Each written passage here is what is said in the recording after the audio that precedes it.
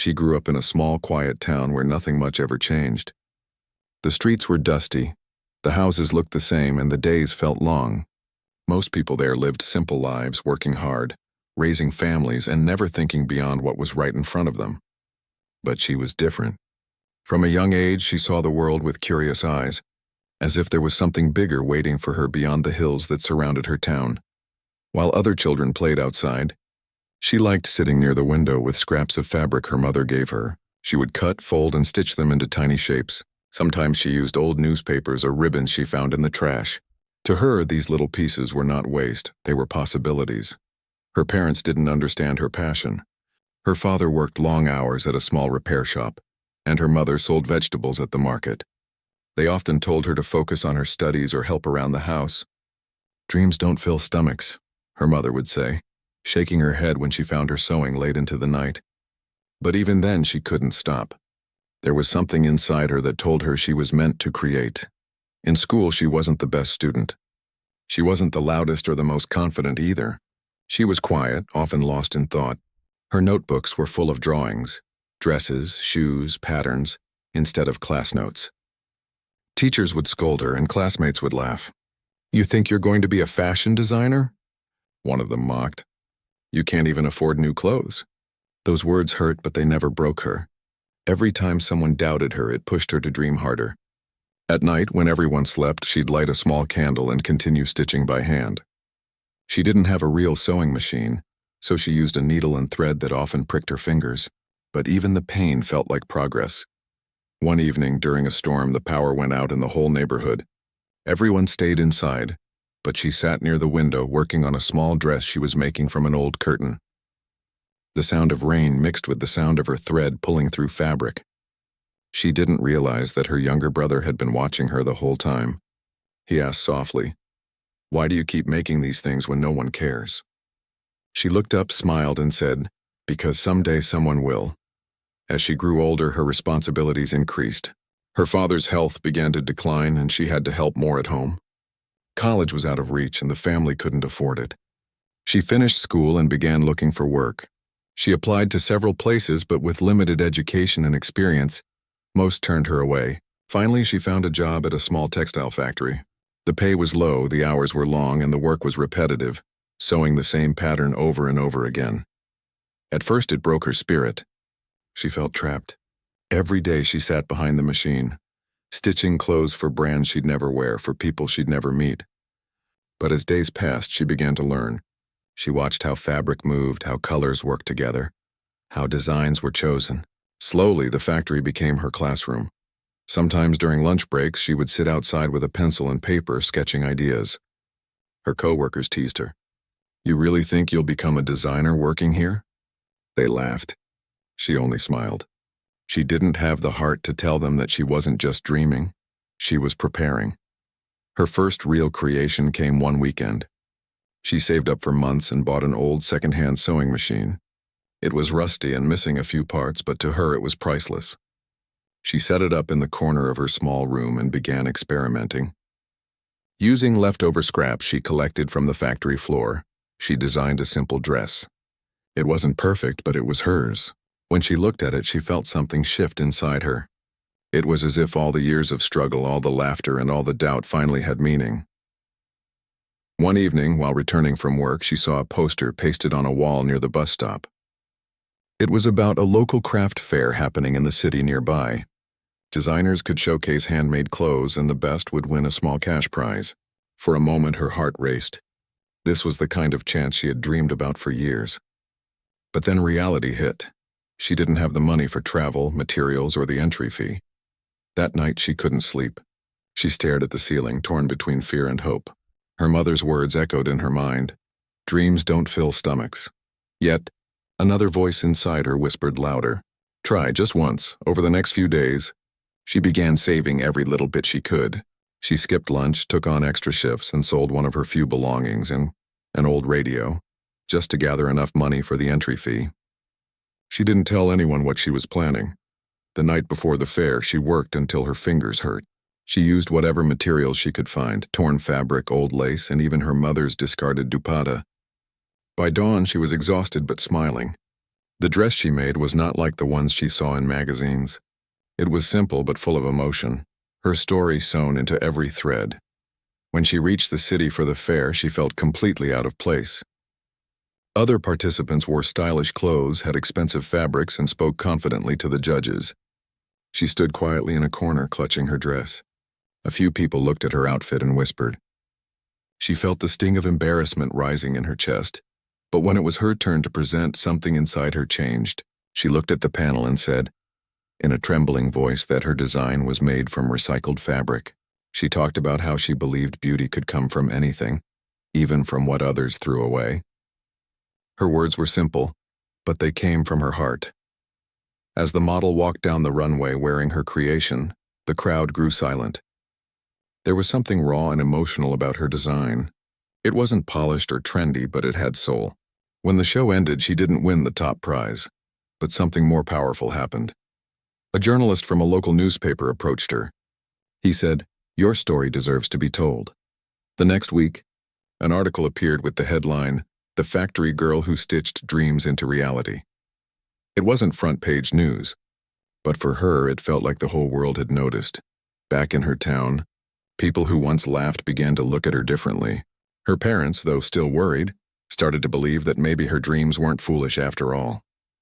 The article gave her a new kind of courage. She realized that she didn't have to be perfect. She just had to keep going. At night, she still sat by the window, working under the dim light, but this time with a quiet sense of pride. She didn't know what the future held. She didn't know if she'd ever make it big. But she did know one thing. The girl they once called a dreamer was slowly turning her dream into something real. And deep down, she felt it. Her story was only just beginning. After the article came out, her life didn't suddenly become easy. The newspaper story brought her a few kind words and curious looks, but not much else. People in her town started talking about her, some proudly, others with jealousy. "She's in the newspaper now," one woman said at the market, half impressed, half mocking. "Let's see how far that gets her." But she didn't care much about what people said anymore. Something inside her had changed. That small moment of recognition gave her a spark of hope that refused to fade. For the first time, she felt seen. For the first time, her dream didn't seem so far away. Every evening after work, she went back to her little sewing machine. Her room was small, barely big enough to move around, but it was her world. Pieces of fabric lay scattered on the floor. Thread spools rolled under the bed. The faint humming of the machine filled the air. To others, it was noise.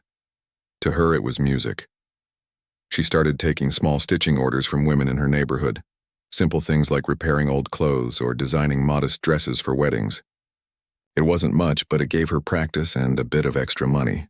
Every time someone smiled and said, "This is beautiful," she felt her confidence grow a little more.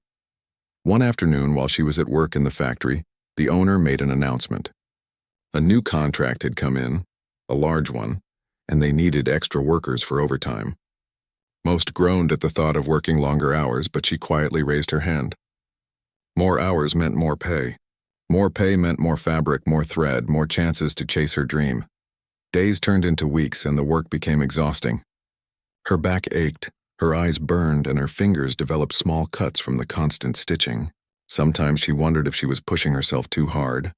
But then she would look at her small notebook filled with new designs, and the tiredness would fade away. At night, when she returned home, she'd sit near her window with a cup of tea and look at the stars. She often thought about her life, how far she had come and how far she still had to go. She didn't have fancy tools, rich friends, or formal training, but she had something stronger, the courage to keep trying even when no one believed she could. Then one day, something unexpected happened. The same journalist who had written about her months earlier called the factory. He wanted to speak with her. He told her that his editor had received good feedback on her story, and a small local exhibition was being planned to promote young creators. He wanted her to apply. For a few moments, she couldn't even speak. She was shocked. Her hand shook as she held the phone. It wasn't a big event, just a small exhibition in the nearby city. But to her, it felt like a door opening to a new world. That night, she pulled out her fabric collection. Some pieces were torn, some faded, but she handled them with care as if they were treasures. She decided she would design something that represented her life, her struggles, her dreams, and the quiet beauty of not giving up. Over the next few weeks, she barely slept. Every spare moment went into creating that one piece. She didn't have much money, so she used what she had, mixing textures, colors, and patterns in ways she had never tried before. When it didn't look right, she'd take it apart and start again. She poured her entire heart into it. Her mother would sometimes watch her and sigh softly. "You work so hard," she'd say. "I hope it's worth it one day." She didn't answer. She just smiled because deep down she believed it would be. When the day of the exhibition came, she woke before sunrise. She wore a simple outfit and carried her creation carefully in a cloth bag. The city was busy and loud, full of people who seemed to walk faster than she could think. She felt small among them. Her heart pounded as she entered the exhibition hall. The space was filled with young artists, photographers, and designers showing their work. Some had large banners with their names printed boldly. She found a small empty table in a corner and placed her dress on a mannequin she had borrowed. For a moment, she just stood there, unsure if she belonged. As the day went on, people began walking through the exhibition, admiring the artwork. A few stopped to look at her design. Some smiled politely and moved on, while others asked short questions. She answered each one carefully, her voice trembling at first but growing steadier with every word. Then, an elderly woman stopped in front of her display. She examined the dress closely, touching the fabric and studying the stitches. After a while, she looked up and said softly, "You made this?" She nodded nervously. "It's beautiful," the woman said. "There's emotion in this work. It feels real." Those words stayed with her long after the woman left. It was the first time someone had truly understood what she wanted her designs to say. Not just fashion, but feeling. Toward the end of the day, one of the event organizers approached her. He handed her a small card and said, "There's someone who wants to meet you." She followed him to another section of the hall where a woman in a smart suit was waiting. She introduced herself as a mentor from a local design institute. "I saw your work," the woman said kindly. "It's raw but full of heart. Would you be interested in joining our training program? It's short-term, and we offer scholarships for talented creators." Her breath caught in her throat. She couldn't believe what she was hearing. For years, she had dreamed of learning design professionally, but it had always seemed impossible. Now suddenly, the door she had prayed for was opening. She applied the very next day. The process was nerve-wracking. Interviews, portfolios, and forms she barely understood, but she gave it everything she had. A few weeks later, a letter arrived in the mail. Her hand shook as she opened it. She had been accepted. And not only that, she had been given a full scholarship. When she read those words, tears filled her eyes. Her mother stood beside her, speechless. Her father, who had rarely shown emotion, simply patted her shoulder and whispered, "We're proud of you." Her journey at the institute wasn't easy. She was surrounded by students who came from wealthy families, who had already studied abroad, who wore clothes she couldn't afford. At first, she felt out of place. Some of them looked at her worn shoes and simple bag and whispered behind her back, but she ignored them. She reminded herself why she was there, to learn, to grow, to turn her dream into something real. She studied harder than anyone else. She stayed late in the workshop rooms, practicing stitching techniques until her fingers were sore. She asked questions, watched tutorials, and learned from anyone who was willing to teach her. Slowly, she began to find her rhythm. Her design started catching attention. One of her instructors noticed her dedication and offered her an internship with a small local designer. The pay was almost nothing, but she didn't care. She wanted experience. Working there taught her how fashion really worked, how deadlines, clients, and creativity had to live together. Months passed, and she began to build confidence. Her creations were no longer just clothes. They carried her story. Every piece spoke of struggle, strength, and hope. By the time she completed the program, she was no longer just a girl with dreams. She was a designer with a purpose. She didn't know what success meant yet, but she knew she had taken her first real step toward it. That night, after her final presentation at the institute, she walked home alone under the city lights. Her hands were tired, her eyes heavy, but her heart felt light. She looked up at the sky, smiling to herself. People once called her a dreamer, but now she knew something they didn't. Dreams don't make you weak. They make you unstoppable, and deep down she felt it again. Her story was far from over. The world was just beginning to see who she really was. After finishing her design program, she felt both proud and scared. The certificate in her hand meant the world to her, but it didn't guarantee success. The real world was waiting, full of competition, full of people who had more connections and more money than she could ever imagine. Still, she believed in her journey. She returned home with her sewing machine, her sketches, and a heart full of dreams.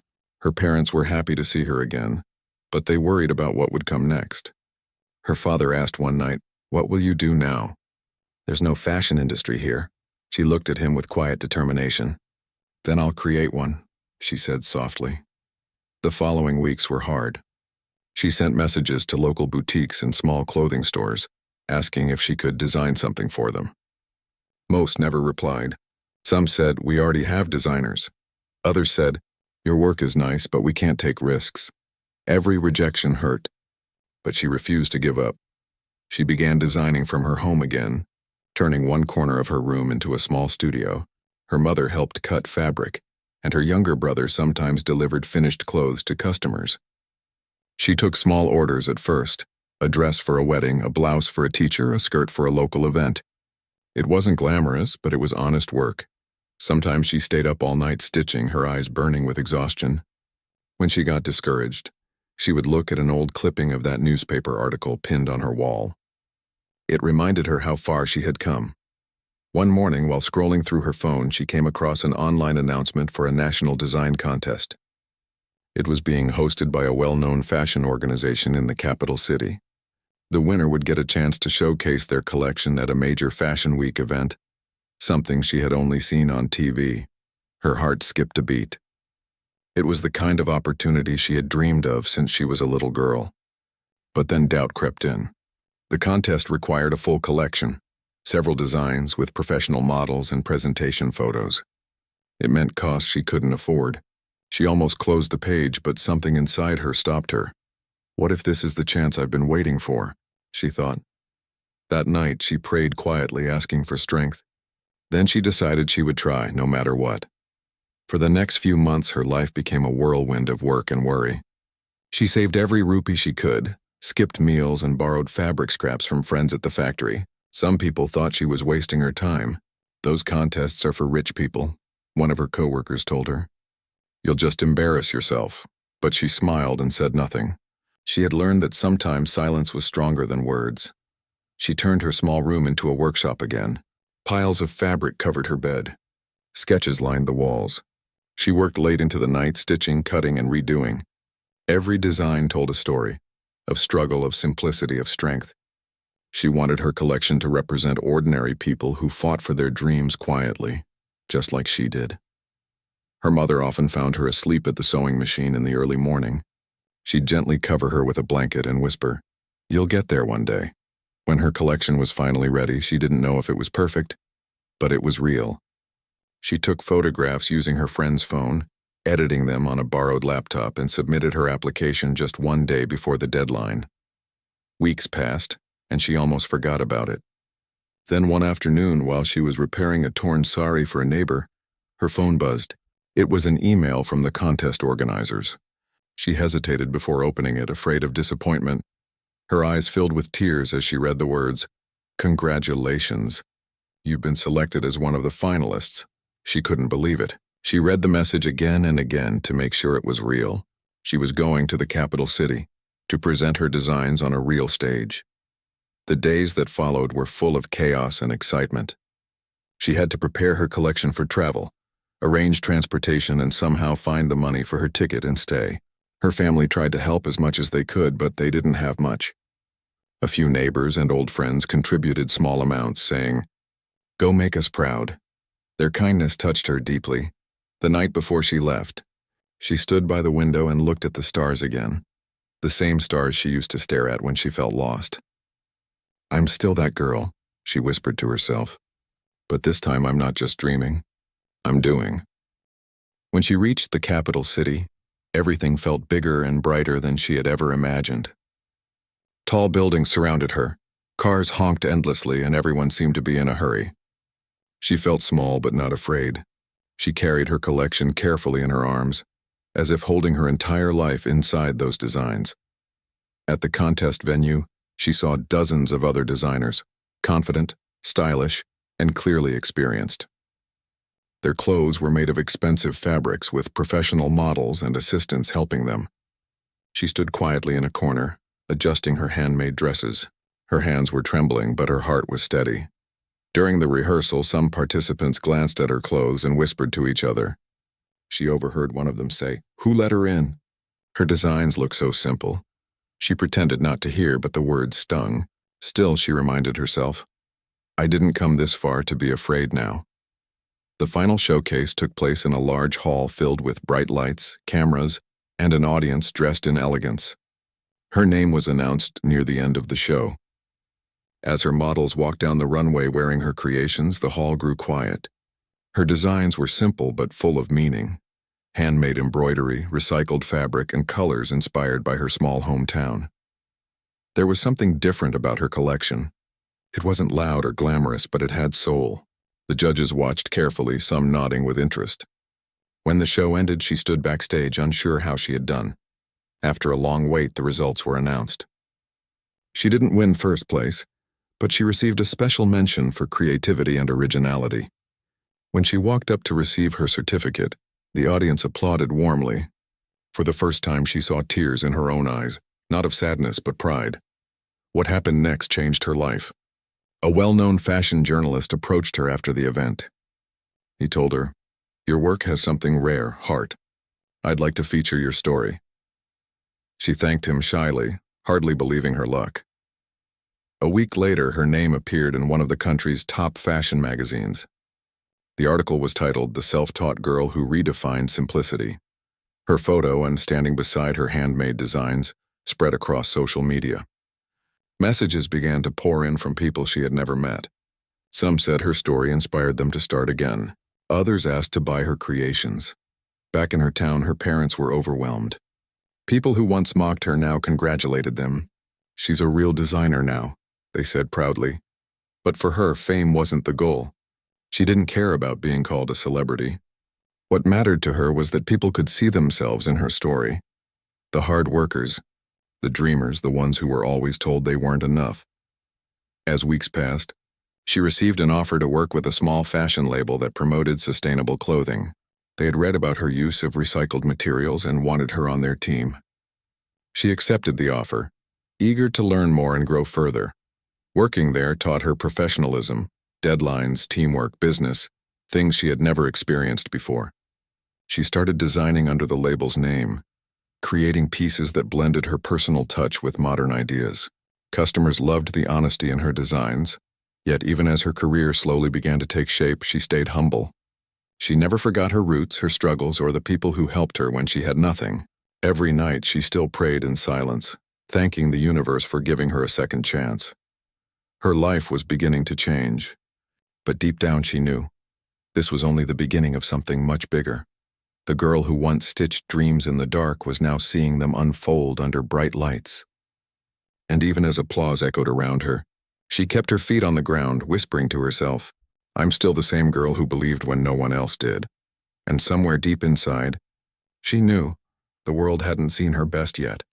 Success came slowly, like a quiet sunrise that you don't notice until the light fills the room.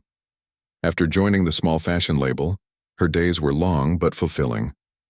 She finally had a workspace with proper tools, real fabric rolls, and people who shared her love for creating. But the thing that made her happiest was that she was learning every single day. In the beginning, she was shy. She didn't speak much in meetings. She often stayed in the background observing others. Many of her coworkers had studied in big design schools and traveled abroad. They used words she didn't always understand. But instead of feeling small, she listened carefully and watched how things worked. Her designs were different from theirs. While others followed trends, hers told stories. Stories of simplicity, people, and real life. At first, her boss wasn't sure if her style would fit the brand. "It's too raw," he said once. "People might not understand it." But when a customer specifically asked for one of her pieces, things started to change. Her first official collection for the brand sold out faster than anyone expected. Customers said it felt human and authentic. She didn't use expensive fabric or complex cuts, she used emotion. Every piece had warmth in it, something that made people connect.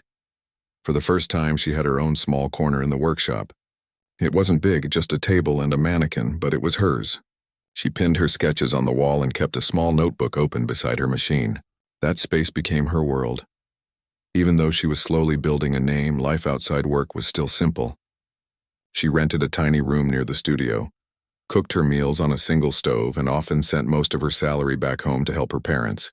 Her mother had fallen ill and hospital bills were rising. She worried constantly but kept a brave face. One night, while working late, she received a call from home. Her brother told her that their father's shop had been damaged during a storm. Her heart sank. The money she earned wasn't enough to fix it. For the next few weeks, she took extra work, designing, stitching, anything she could find. She barely slept, but she refused to stop. Her hard work caught the attention of one of her seniors. "You work harder than anyone here," he told her one evening. "Why do you push yourself so much?"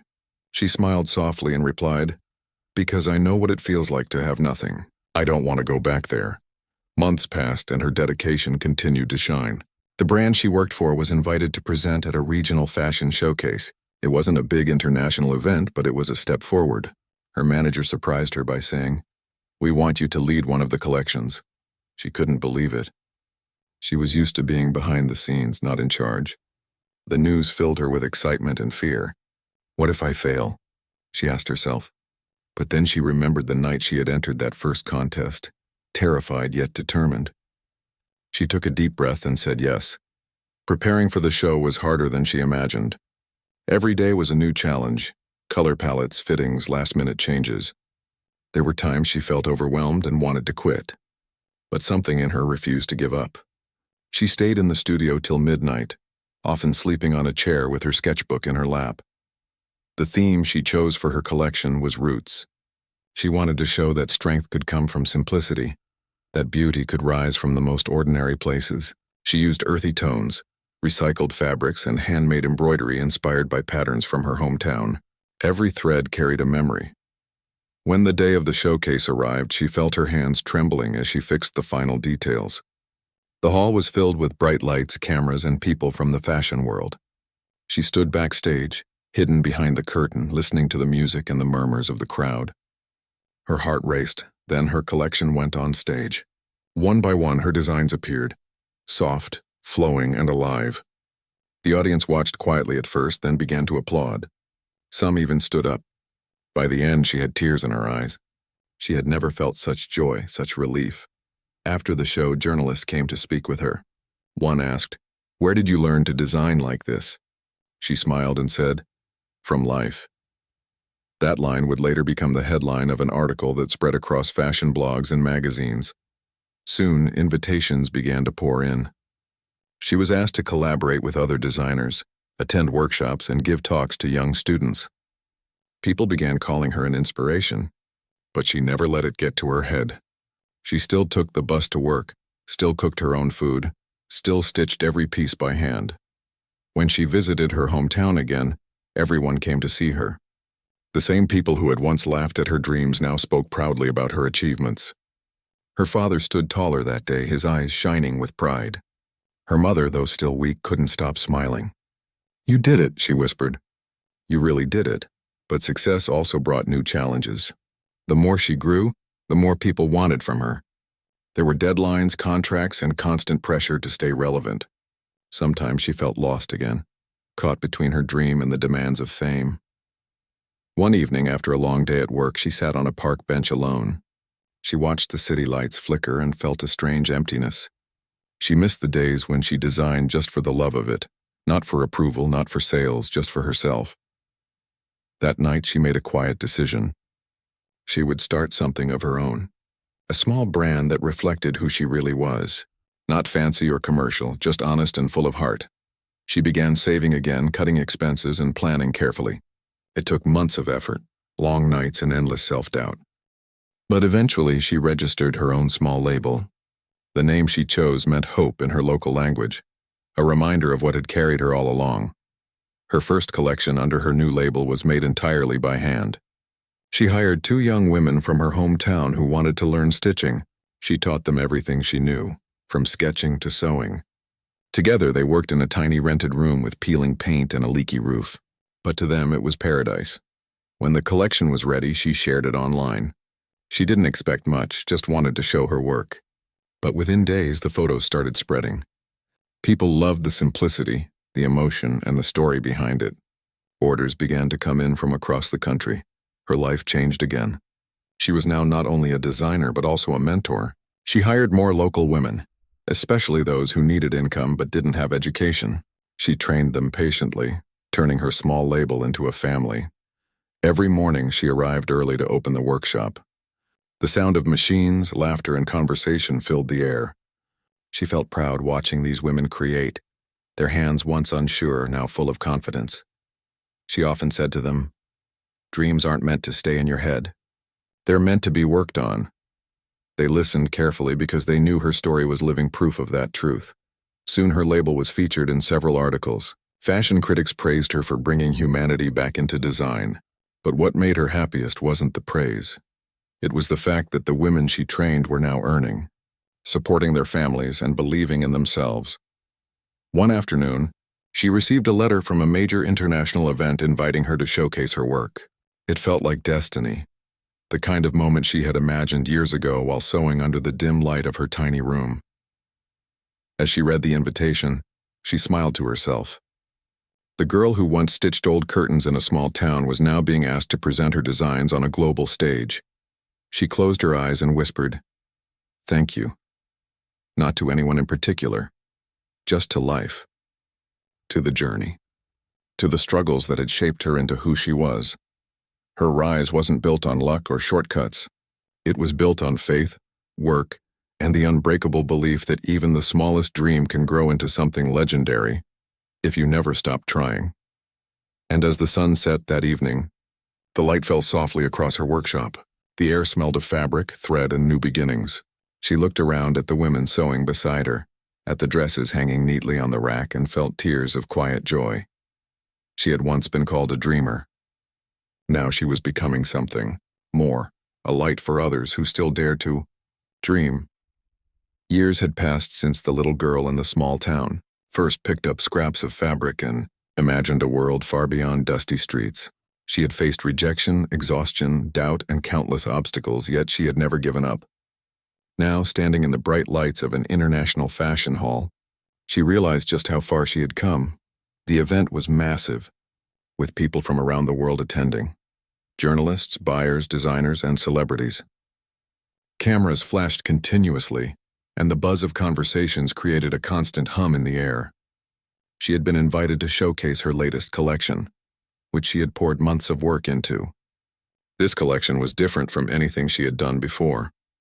It carried not just her story, but the stories of the women she had trained, the people who had supported her, and the countless dreamers who had been told they weren't enough. Backstage, her heart raced.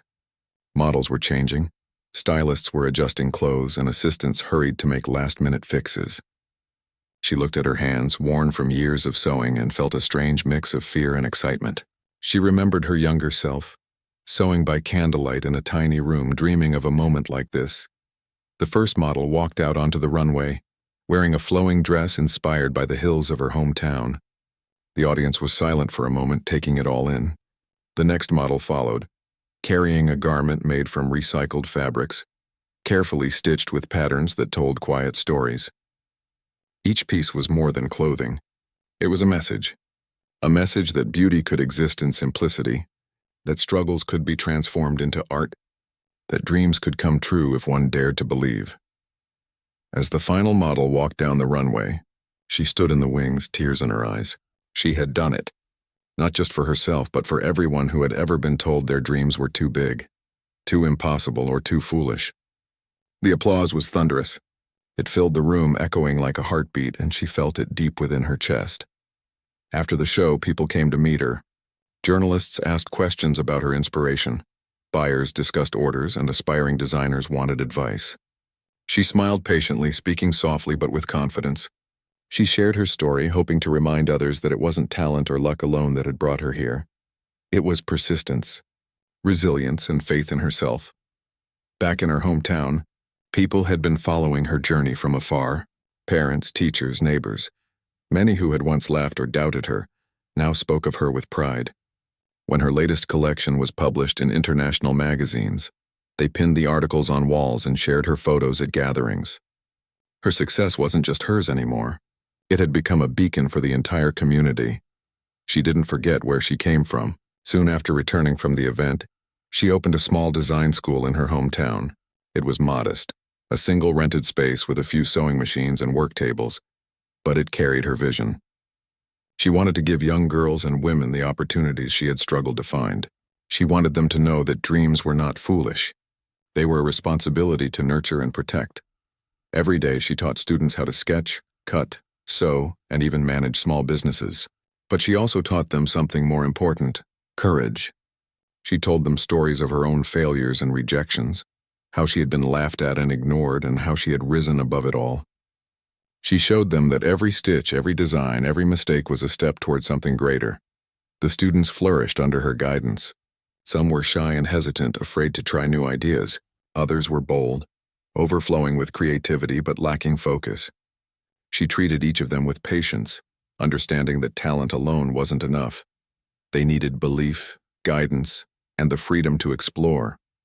Slowly, her little school became known across the region for producing designers who didn't just follow trends, but created meaningful work. Despite all this, she remained humble. She lived simply, rode the same bus to work, and cooked her own meals. She never flaunted her fame or wealth because she knew that true success wasn't measured by applause or money. It was measured by the impact one left on others, by the lives one touched, and by the courage to continue when everything seemed impossible. One afternoon, a student asked her, "How did you keep going when everyone said you couldn't?"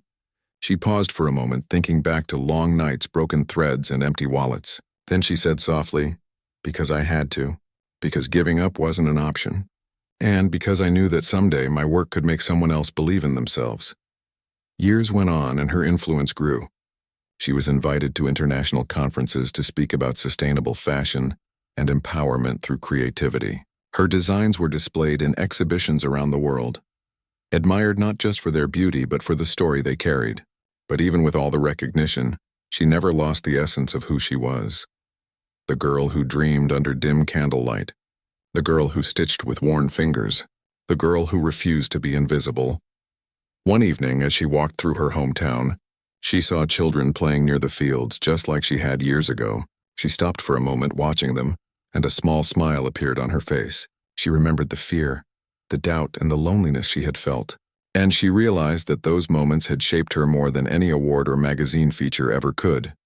Her father, now older but still strong, came to stand beside her. "You've done more than I could have imagined," he said. "Not just for yourself, but for everyone who believed in you." Her mother joined them, smiling quietly. "You've made dreams possible," she said. "Not just yours, but others too." That night she returned to her small home, the place where everything had begun. She sat by her sewing machine, surrounded by fabric scraps and sketches, and reflected on her journey. She thought about the nights she had stayed awake, the failures she had faced, the laughter she had endured, and she realized that each of those moments had led her to this point. She picked up a piece of cloth and began stitching, not for fame, not for recognition, but for love. Love for creation, love for stories, and love for the people who would one day follow her path. The quiet rhythm of the needle through the fabric felt like a heartbeat, connecting her past, present, and future. Her students continued to grow and flourish. Some had started their own small businesses, others were pursuing higher studies in design, and all carried the lessons she had taught them. She wrote letters to those who had inspired her in the early days, thanking them for their kindness, mentorship, or even their skepticism, because each had played a part in shaping her journey. The media often called her a legend. People marveled at how a girl from a small town, with no resources and little guidance, had risen to such heights. But she didn't see herself as a legend. She saw herself as someone who had refused to stop, someone who had listened to her own heart, and someone who had turned dreams into reality. As the years passed, she continued to innovate and inspire. She expanded her label, collaborated with international designers, and promoted sustainable fashion worldwide. But even as her influence reached far beyond her hometown, she never lost sight of her roots. She remembered the quiet nights, the simple joys, and the small victories that had built her strength. And in the quiet moments, when the world was asleep and she was alone with her thoughts, she would sometimes whisper to herself, "I was that little girl once, and now, I've shown the world what dreams can do." Her story became a message to everyone who had ever been told they weren't enough. It showed that talent alone wasn't the key to success. It was perseverance, courage, and the willingness to keep going, even when the odds were stacked against you. From a small-town girl who stitched by candlelight to a woman leading an international fashion label and inspiring countless others, she had become more than a dreamer. She had become a symbol of hope, determination, and the extraordinary power of believing in oneself. And though people now called her a legend, she knew the truth. She was still just a girl with a dream, stitching her way through life, proving every day that dreams don't just stay in your head. They grow, they flourish, and they can change the world if you never let go. Her journey ended not with an award, a headline, or applause, but with the quiet, unwavering certainty that she had lived fully, loved deeply, and inspired countless others to do the same. She had become proof that anyone, from anywhere, could rise above their circumstances, transform struggle into beauty, and leave a legacy that would outlive them. The girl who had once been laughed at, doubted, and overlooked had shown the world, and sometimes, the dreamers are the ones who change everything.